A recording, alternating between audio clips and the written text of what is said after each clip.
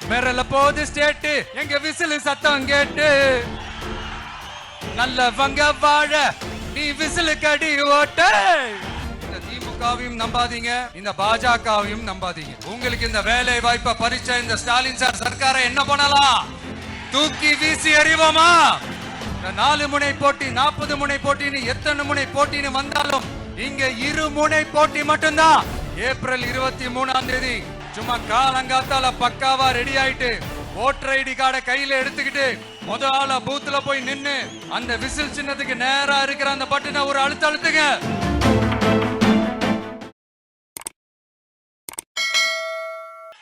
என் நெஞ்சில் குடியிருக்கும் திருச்சி பகுதி மக்கள் உங்கள் அனைவருக்கும் என்னுடைய வணக்கம். எல்லாரும் எப்படி இருக்கிறீங்க? காலையில் எல்லாரும் சாப்பிட்டீங்களா? ரொம்ப நேரமா வெயிட் பண்றீங்க போல. இந்த சீக்கிரம் முடிச்சிடுறேன். கேஸ் பிரச்சனையெல்லாம் எப்படி இருக்கு? சரியாயிடுச்சா? சால்வ் ஆயிடுச்சா? கேஸ்லாம் புக் பண்ணீங்கன்னா புக் ஆகுதா? இந்த கேஸ் பிரச்சனையினால எவ்வளவு பிரச்சனைகள், எவ்வளவு டீ கடைகள் மூடிட்டாங்க, எவ்வளவு ஹோட்டல்ஸ் மூடிட்டாங்க, இதனால எவ்வளவு கஷ்டங்கள், எவ்வளவு நஷ்டங்கள். அவங்களாச்சும் கொஞ்சம் உஷாரா இருந்திருந்தாங்கன்னா இந்த கேஸ் தட்டுப்பாடை கொஞ்சம் கண்ட்ரோல் பண்ணியிருக்கலாம். இவங்களாச்சும் கொஞ்சம் முன்னெச்சரிக்கையா இருந்திருந்தா அட்லீஸ்ட் நம்ம ஊர்லயாச்சும் இந்த கேஸ் தட்டுப்பாடை கொஞ்சம் கண்ட்ரோல் பண்ணியிருக்கலாம். இவங்க 2 பேரும் தான் இதுக்கு காரணம். ஆனா நம்ம ஸ்டாலின் சாரை கேட்டீங்கன்னா நமக்கு அதுக்கும் சம்பந்தமே இல்லையே அப்படின்பாரு. ஆனா அவரு வீட்டுல ஏதாவது ஒரு ரைடுனா, அவரு வீட்டுல ஏதாவது ஒரு பிரச்சனைனா டெல்லிக்கு பறந்து போயிட்டு வருவாரு. இந்த கேஸ் சிலிண்டர் பிரச்சனைக்கு கொஞ்சம் டெல்லிக்கு பறந்து போயிட்டு வரலாம்ல, கொஞ்சம் பிரயோஜனமா வச்சு இருக்கும்ல. கேஸ் சிலிண்டருக்கு மானியமா 100 ரூபாய் தருவேன்னு சொன்னீங்களே, என்ன ஆச்சு? கரும்புக்கு ஆதார விலையா 4000 ரூபாய் தருவேன்னு சொன்னீங்களே, என்ன ஆச்சு? இந்த ரேஷன்ல சர்க்கரை 1 கிலோ எக்ஸ்ட்ரா தருவேன்னு சொன்னீங்களே, என்னாச்சு? ரேஷன்ல உளுந்தம்பருப்பு கொடுப்பேன்னு சொன்னீங்களே, என்னாச்சு? நானும் இது எத்தனை வாட்டி ரிப்பீட் பண்றதுன்னு எனக்கு தெரியல. நீட்டை ரத்து செய்வோம்னு சொன்னீங்களே, என்னாச்சு? சோ எதெல்லாம் அவரால் செய்ய முடியாதோ அதையெல்லாம் பொய் வாக்குறுதிகளா கொடுத்து ஏமாத்துறது தான் இவருடைய வேலையே. இப்ப அடுத்த செட் ஆஃப் இந்த பொய் வாக்குறுதிகளை ரெடி பண்ணிட்டாரு. அதனால அவரை மாதிரி நாங்க பொய் வாக்குறுதிகள்லாம் கொடுக்க மாட்டோம். மக்களுடைய தேவைகள் என்னன்னு சரியா புரிஞ்சுக்கிட்டு அதுக்கேற்ற மாதிரி தான் நாம செயல்படுவோம். 6 சிலிண்டர்கள் தாய்மார்களுக்கு கட்டணம் இல்லாம அன்னபூர்ணி சூப்பர் 6 திட்டம் சொன்ன மாதிரியே நிறைவேற்றுவோம். கல்யாணம் ஆகி போற நம்ம தங்கைகளுக்கு 1 பவுன் தங்கமும் பட்டு சேலையும் சொன்ன மாதிரியே கொடுப்போம். 60 வயசு வரைக்கும் இருக்கிற குடும்ப தலைவிகளுக்கு மாதந்தோறும் 2500 சொன்ன மாதிரியே கொடுப்போம். என்னுடைய அம்மா, அக்கா, தங்கைகள் எல்லாருமே தமிழ்நாட்டில் எந்த மூலையிலிருந்து எங்க வேணாலும், தமிழ்நாட்டுக்குள்ள எந்த பஸ்ல வேணாலும் ஃப்ரீயா சொன்ன மாதிரியே ஃப்ரீயா போகலாம். கல்வி, ரேஷன், மருத்துவம், குடிநீர், சாலை வசதி, பஸ் போக்குவரத்து, இந்த மாதிரி அடிப்படை விஷயங்கள்ல தான் எங்களுடைய முதல் கவனம் இருக்கும். நான் ஏற்கனவே சொன்னது மாதிரி நிறைய கவர்மெண்ட் ஸ்கூல்ல இந்த டாய்லெட் வசதிகள்லாம் சரியா இல்ல, அதை சரிப்படுத்தணும்னு சொன்னோம். உடனே இதெல்லாம் ஒரு பெரிய விஷயமா அப்படின்ட்டு சில அறிவாளிங்க கேட்டாங்க. அந்த அடிப்படை வசதிகள் இல்லாததுனால தான் ஒரு 12th ஸ்டாண்டர்ட் படிக்கிற பொண்ணு ஒரு அவசரத்துக்கு ஒரு காட்டு பக்கம் ஒதுங்கினாங்க. என்னாச்சு? இந்த உலகத்தை விட்டே போயிட்டாங்க. அதுக்கு என்ன காரணம்? இந்த மாதிரி அடிப்படை வசதிகள் இல்லாததான் காரணம். அதனால என்னுடைய தாய்மார்களே, உங்களுக்கு பாதுகாப்பு இல்லாத இந்த அடிப்படை வசதிகள் கூட செஞ்சு கொடுக்காத இந்த தீய சக்தி திமுக அரசை என்ன பண்ணலாம்? தூக்கி வீசி எறிவோமா? எதுக்கு இப்ப அங்க இங்க சுத்திக்கிட்டு நம்ம ஊருக்கே வருவோம், நம்ம திருச்சிக்கே வருவோம். இங்க ஒரு மந்திரி இருக்கிறாரு, நகராட்சி துறையில வேலை வாங்கி தரதா சொல்லி கோடிக்கணக்கான பணத்தை லஞ்சமா வாங்கிக்கிட்டு தகுதியானவங்களுக்கு எல்லாம் வேலை வாய்ப்பு கிடைக்காத அளவுக்கு பண்ணிருக்கிறாரு. இதெல்லாம் எவ்வளவு பெரிய ஒரு ஏமாத்து வேலை. அதனால நம்ம தம்பி தங்கைகளே, உங்களுக்கு இந்த வேலை வாய்ப்பை பறிச்ச இந்த ஸ்டாலின் சார் சர்க்காரை என்ன பண்ணலாம்? தூக்கி வீசி எறிவோமா? உங்களுக்கு இந்த பாதுகாப்பு இல்லாத, சட்டம் ஒழுங்கு சரியில்லாத இந்த தீய சக்தி திமுக அரசை என்ன பண்ணலாம்? தூக்கி வீசி எறிவோமா? நகராட்சி துறையில மட்டுமே 1000 கோடிக்கு மேல ஊழல்னா, அப்ப மத்த துறையில எல்லாம் கொஞ்சம் கணக்கு போட்டு பாருங்க, தலையெல்லாம் சுத்தி போயிடும். நான் கொஞ்ச நாளைக்கு முன்னாடி சொல்லியிருந்தேன், இந்த ஸ்டாலின் சார் டாக்ஸ் அப்படின்ட்டு, இந்த ஜிஎஸ்டி மாதிரி எஸ்எஸ்டி, அதை பத்தி அவங்க வாயை திறக்கலைங்க. என்னமோ அவங்களே ஒத்துக்கிட்ட மாதிரி இருக்குது. ஆமா, இப்படி ஒரு டாக்ஸ் இருக்குது அப்படின்னு அவங்களே ஒத்துக்கிட்ட மாதிரி ஆயிடுச்சு.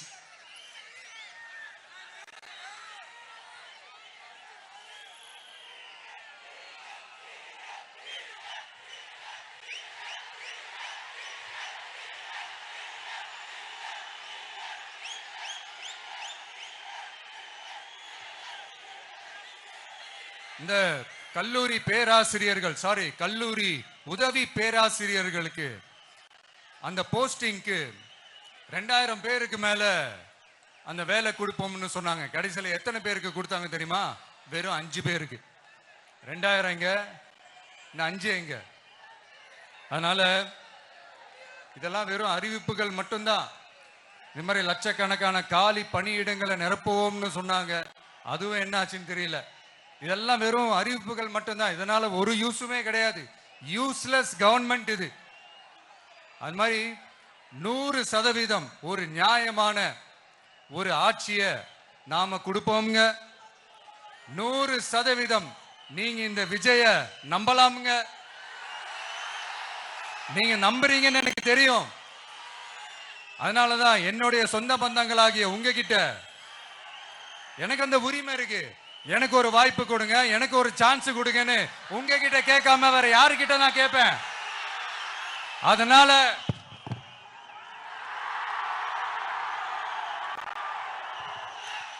எனக்கு ஒரே ஒரு வாய்ப்பு கொடுங்க.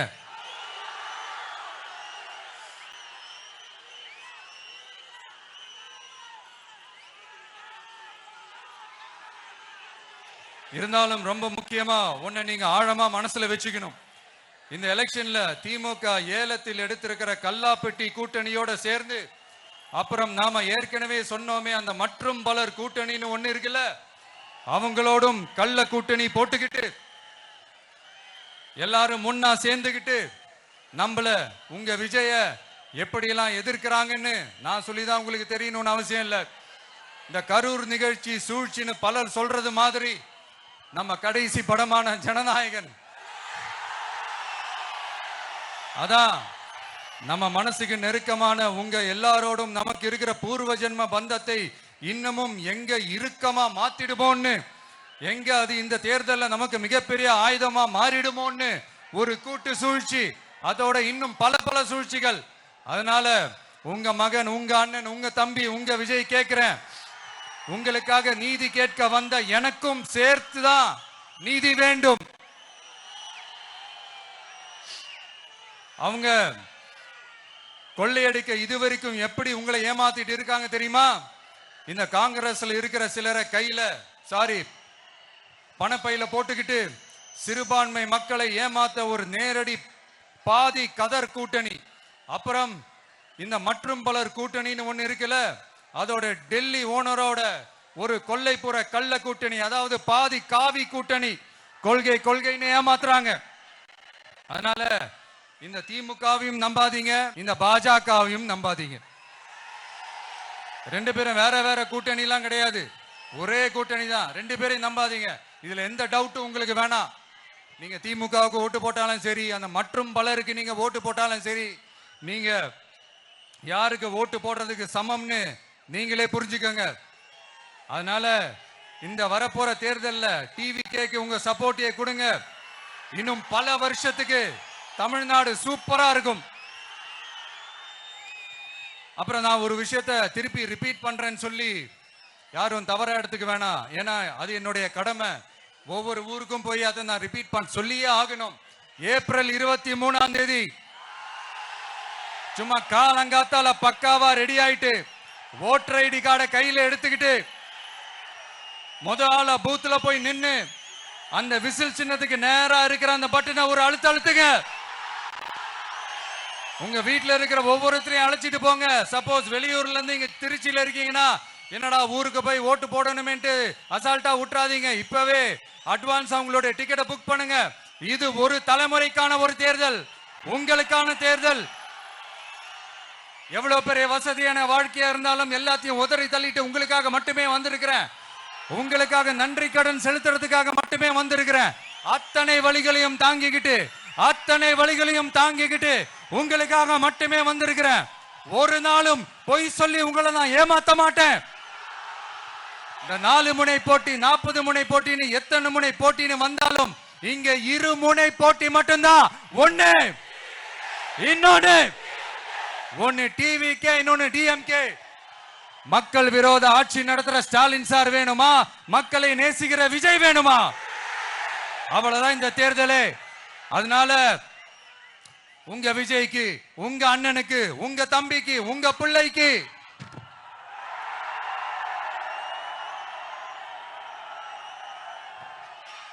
ஒரே ஒரு வாய்ப்பு கொடுங்க. தயவு செஞ்சு விசில் சின்னத்துக்கு ஓட்டு போடுங்க. இது ஒரு விசில் புரட்சி தேர்தலா இருக்கணும். இங்க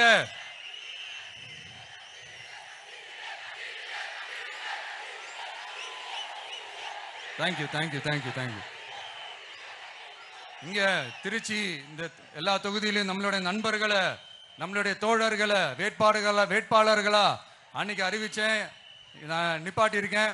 அவங்க வேற, நான் வேறன்னு தயவு செஞ்சு பிரிச்சு பாத்துறாதீங்க. அவங்க எல்லாரையும் வெற்றி பெற செய்யணும்னு உங்க எல்லாரையும் தாழ்மையுடன் நான் கேட்டுக்கிறேன். நான் தன்னந்தனியாளு, நீ ஏழ நம்ம பாரு, கொஞ்சம் நவுந்தனா இங்க 8 கோடி பேரு. மிரல போது ஸ்டேட்டு எங்க விசில் சத்தம் கேட்டு, நல்லவங்க வாழ நீ விசிலு கடி ஓட்ட, கடைசி நம்பிக்கை மக்களை தேடி வருது, அதை இறுக்கி புடிச்சு ஒரு வரலாறு எழுது. உங்க விஜய் நான் வர,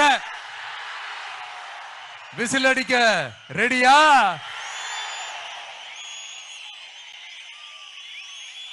கான்பிடென்டா இருங்க, நல்லதே நடக்கும், வெற்றி நிச்சயம். மீண்டும் சந்திக்கும் வரை நன்றி, வணக்கம்.